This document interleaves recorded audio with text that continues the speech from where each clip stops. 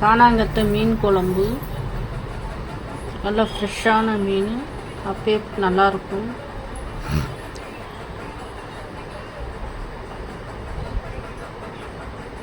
வஞ்சர மீன், கோஸு பட்டாணி பொரியல், கீரை கூட்டு, ஒயிட் ரைஸ், மட்டன் பிரியாணி, காரக்குழம்பு,